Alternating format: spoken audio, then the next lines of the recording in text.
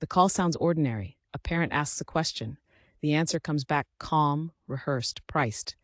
There is no talk of grades, no talk of merit, just numbers and timing. A photo can be staged, a resume can be fixed, a coach can be paid. The voice on the line promises access where doors are supposed to stay closed. Behind the call sits a system built to look clean. Bribes are dressed up as donations. Lies are filed as athletic records. Universities market fairness while a side door stays unlocked for those who know where to knock. Each favor moves quietly, shielded by money, trust, and the belief that no one is watching, but someone is listening. Federal agents record the calls, bank transfers leave trails, false achievements pile up. What looks like ambition is something else entirely: a market, a shortcut, a crime that turns higher education into a transaction and leaves real students paying the price. Chapter 1: The Quiet Shortcut. The phone calls did not sound criminal. They sounded careful. Calm voices, short sentences. Parents asked what could be done. The answer came back measured and confident. There was always a way. It depended on the school. It depended on the risk. It depended on how much they were willing to spend. Federal agents recorded those calls in the months leading up to March 12, 2019. By then, investigators already understood the pattern. Families with money were not asking how to improve grades or applications. They were asking how to bypass them. The fixer offered solutions that never touched classrooms. Athletics, testing, paperwork, all of it could be arranged. At the center of the scheme was a private college admissions consultant operating out of California. He positioned himself as a guide through a brutal system. Behind closed doors, he sold something else: access. His pitch was simple. Elite universities trusted athletic departments. Coaches had discretion. A coach's endorsement could override weak academics. All that endorsement required was a believable sport and a payment large enough to justify the risk. The fixer did not approach admissions offices directly. He went to coaches in so-called non-revenue sports: rowing, sailing, water polo, soccer, sports with small rosters and limited oversight. These programs did not draw television contracts or crowds. They did draw administrative trust. When a coach flagged an applicant as a recruit, the file moved differently. Questions softened, deadlines bent. To make the recruits look real, the fixer built fake athletic profiles. Photographs were staged. Teenagers posed on rowing machines they had never trained on. Their faces were cropped onto stock images of competitions. Stats were invented, heights adjusted, experience inflated. In some cases, students were listed for sports they had never played at any level. Those profiles went into official application packets. They carried the weight of a coach's word. Admissions officers assumed the athlete would fill a roster spot. Few asked why the recruit never contacted the team. Fewer still checked game footage. The process was designed on trust. The scheme fed on that trust. Money moved quietly. Parents did not write checks to coaches. They donated to a charitable foundation controlled by the fixer. On paper, the payments looked like philanthropy: college counseling for underserved students, scholarships, outreach. In reality, the funds were laundered bribes. Portions went to coaches, portions went to testing administrators. The fixer kept a cut. The charity issued receipts that allowed some parents to claim tax deductions. The amounts varied: a few $100,000 for mid-tier private schools, more for elite institutions with single-digit acceptance rates. The fixer explained the pricing during calls. He described risk levels. He described what could be guaranteed and what could not. He never promised admission outright. He promised influence. In the recorded calls, parents nodded verbally. They understood the language. The operation stretched across state lines: California, Massachusetts, Texas, New York. Students applied to universities they had never visited. Coaches they had never met vouched for them. In some cases, the students themselves did not know the full details. Parents handled the calls. Parents handled the money. The children showed up for photo shoots and test days and trusted the adults. Standardized testing offered another route. For students whose applications could not support even a fake athletic profile, the fixer arranged cheating. Test proctors were paid to correct answers after the fact. In other cases, imposters took exams in place of students. These actions were riskier. The fixer treated them as add-ons. He warned parents about exposure. Some still agreed. Investigators later said the calls revealed the mindset. Parents spoke openly about fear of rejection, about legacy expectations, about reputation. They did not describe desperation, they described entitlement. The idea that money should smooth the path felt normal to them. Higher education was framed as a transaction, not an evaluation. The investigation moved quietly. Agents tracked bank transfers. They matched payments to application cycles. They compared athletic rosters to incoming classes. Patterns emerged. Students listed as recruits never joined teams. Coaches accepted money around the same time admissions decisions were finalized. The data lined up. Wiretaps captured more than logistics. They captured tone. The fixer reassured parents when anxiety spiked. He reminded them how often the plan worked. He warned them not to discuss details over email. He coached them on what to tell their children. The calls showed intent. They showed knowledge. They showed planning. By early 2019, prosecutors believed they had enough.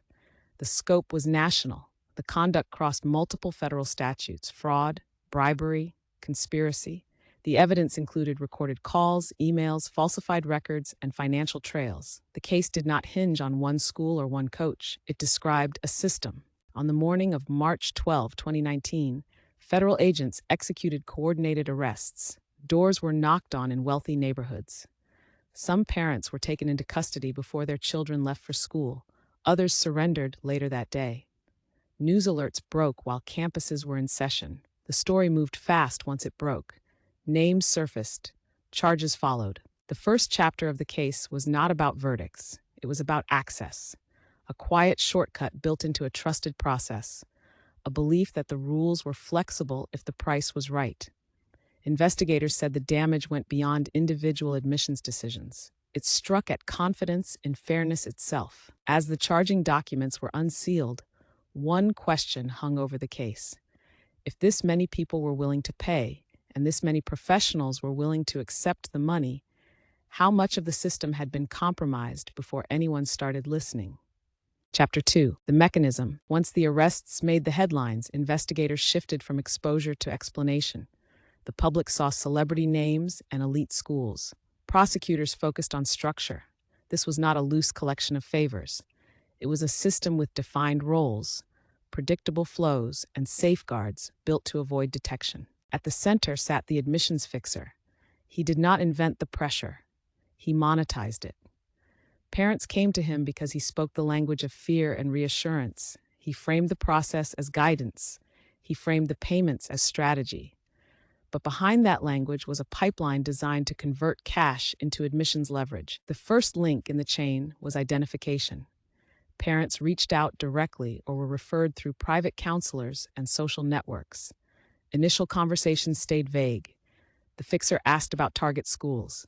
He asked about grades and test scores, only to assess how much work the scheme would require. Weak academics meant higher risk and higher cost. Strong academics meant fewer steps. Once the scope was set, the fixer chose a route. Athletics was the preferred path. It carried institutional credibility and required minimal verification. The fixer maintained a network of coaches across multiple universities.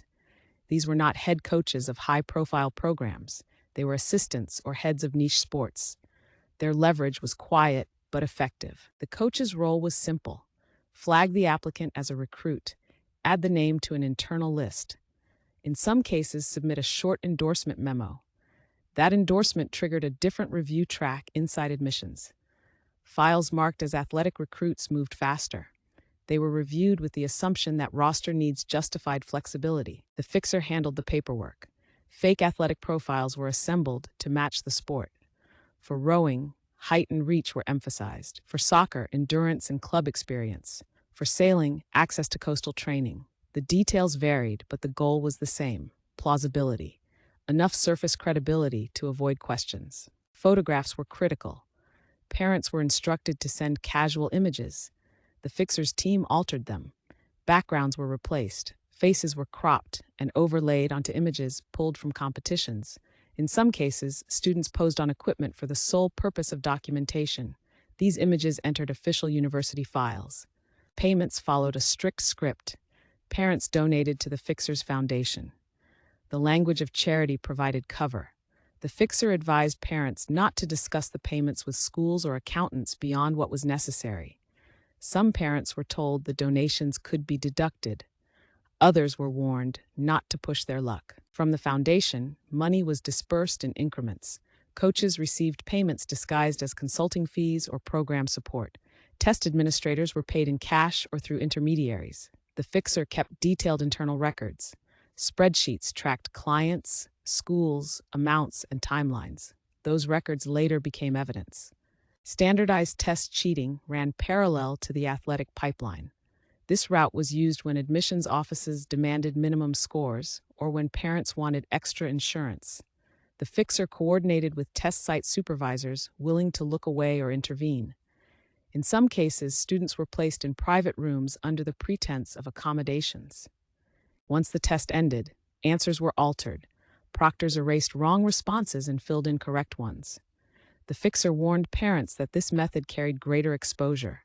He charged accordingly. The calls showed that parents understood the risk and accepted it. Inside universities, warning signs appeared. Some admissions staff questioned recruits who never contacted teams. Some athletic departments noticed roster lists growing beyond capacity. Emails flagged concerns, but those concerns stalled. Trust in coaches overrode doubt. No central system cross-checked participation after enrollment. Investigators later described this as compartmentalization. Each participant saw only their part. Coaches did not handle payments directly. Admissions officers did not verify athletic claims. Parents did not interact with schools beyond the application. The fixer coordinated the whole without drawing attention. Wiretaps captured how openly the fixer discussed these gaps. He explained which schools required more cover and which asked fewer questions. He advised parents on behavior after acceptance. Decline interviews, avoid team contact, fade quietly into the student body. The goal was to leave no footprint. As the investigation widened, prosecutors debated scope. The evidence pointed to dozens of parents and multiple institutions.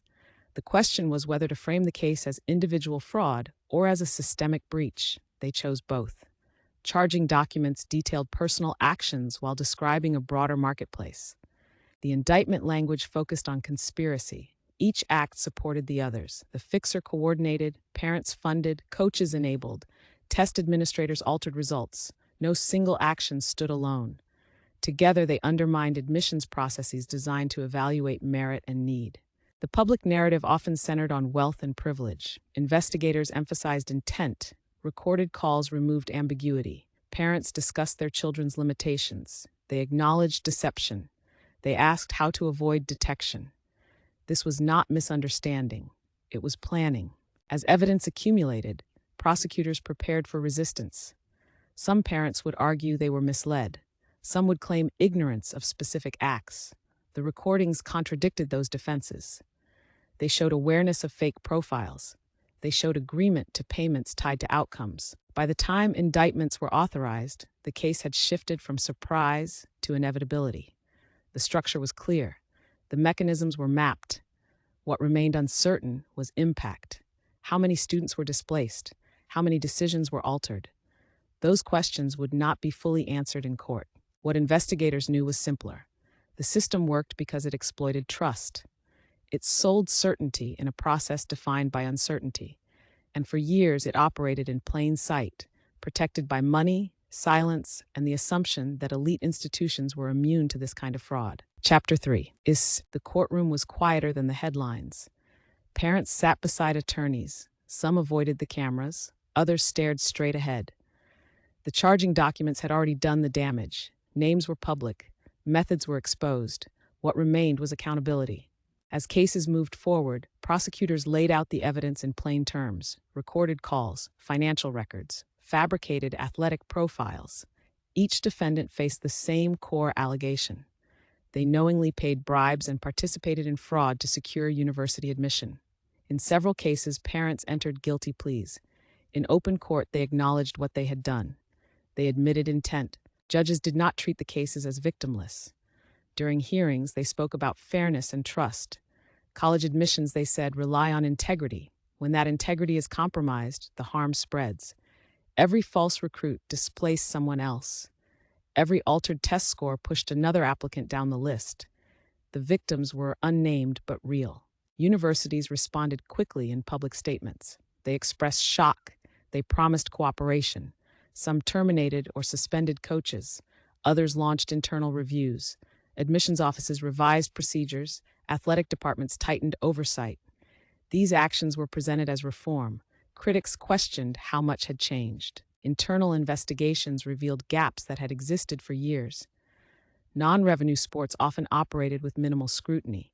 Admissions offices relied heavily on coach endorsements. Follow-up checks after enrollment were rare. Once a student arrived on campus, questions stopped. The system assumed honesty. For legitimate student athletes, the fallout was personal. Some learned they had been cut to make room for recruits who never intended to compete. Others realized they had lost scholarships or roster spots to applicants who paid their way in. Their frustration rarely made headlines. Their names were not released in court. The case also reshaped public perception. College admissions had long been criticized for inequity, legacy preferences, donor influence, expensive preparation. This scandal gave those criticisms a concrete shape. It showed how privilege could turn influence into outright fraud. The line between advantage and crime became visible. Sentencing varied. Some parents received prison time, others received home confinement or probation. Fines were imposed. Restitution was ordered in certain cases. Judges weighed factors such as cooperation, prior records, and the scale of payments. No sentence erased the exposure. The fixer at the center of the scheme faced the most severe consequences. Prosecutors described him as the architect. He did not merely facilitate, he designed, he maintained the network, he profited from each transaction. In court filings, the government argued that without him, the conspiracy would not have existed. As cases concluded, attention shifted to prevention. Universities announced new verification steps for athletic recruits, random audits, post-enrollment participation checks, limits on coach discretion. Testing agencies revised security protocols. These measures were presented as safeguards. Skeptics questioned whether reforms addressed the underlying demand. The pressure to gain admission to elite institutions had not eased. Acceptance rates remained low. Prestige still carried weight. Families with resources continued to seek advantages. The question was whether the system could distinguish legal leverage from illegal manipulation. Investigators acknowledged this tension. In interviews after sentencing, they said the case was never about eliminating inequality. It was about enforcing boundaries. Paying for tutoring was legal. Paying for fake athletes was not. The law drew that line clearly. The recordings showed it had been crossed. Years after the arrests, the scandal remained a reference point. It was cited in debates about admissions reform. It appeared in training materials for university staff. It was taught as a case study in ethics courses. Its name became shorthand for corruption dressed as ambition. For the students admitted through fraud, consequences varied. Some remained enrolled, others transferred or withdrew. Universities handled these cases quietly. Public statements emphasized individual review. The institutions avoided broad declarations. The focus stayed on policy, not punishment. The most lasting cost was intangible. Trust eroded. Applicants questioned whether fairness existed at all. Families wondered what was hidden behind rejection letters. Universities faced skepticism when defending their processes. The idea of merit had been damaged. In the end, the case did not reveal a single flaw. It revealed a market, a demand for certainty in an uncertain system, a willingness to exploit trust when oversight was weak. Prosecutors closed their files, courts issued sentences, universities rewrote policies. What remained was the knowledge that the quiet shortcut had worked. Not once, not accidentally, but repeatedly across institutions that prided themselves on excellence. The scandal ended one operation. It did not end the pressure that made it possible.